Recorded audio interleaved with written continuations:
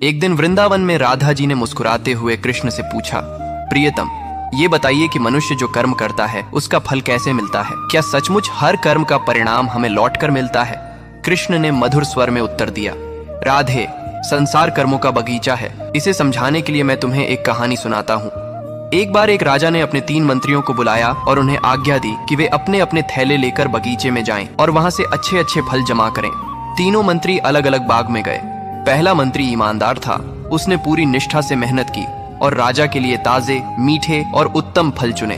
दूसरे मंत्री ने सोचा कि राजा हर फल का परीक्षण तो नहीं करेगा, इसलिए उसने जल्दी जल्दी कच्चे, सड़े और अच्छे बुरे सब फल मिला दिए।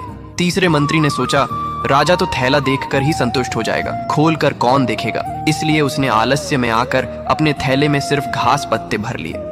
अगले दिन राजा ने तीनों मंत्रियों को बुलाया और बिना थैले खोले ही उन्हें उनके थैलों समेत 15 दिन के लिए जेल में कैद करने का आदेश दे दिया। अब वहां खाने के लिए कुछ और नहीं था, केवल वही फल जिनसे थैले भरे थे। पहला मंत्री, जिसने अच्छे अच्छे फल जमा किए थे, वह आनंद से 15 दिन तक खाता रहा। दूसरा मंत्री, जिसने मिश्रित फल भरे थे, कुछ दिन तो अच्छे फल मिले, फिर उसे सड़े हुए फल खाने पड़े और बीमार होकर कष्ट झेलना पड़ा। तीसरा मंत्री, जिसने केवल घास पत्ते भरे थे, भूख से कुछ ही दिनों में प्राण त्याग बैठा।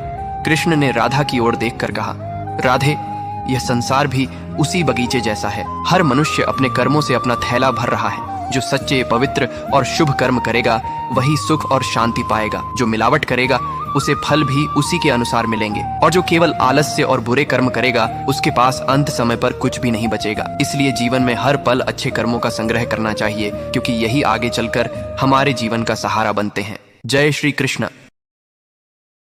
Download ShareChat.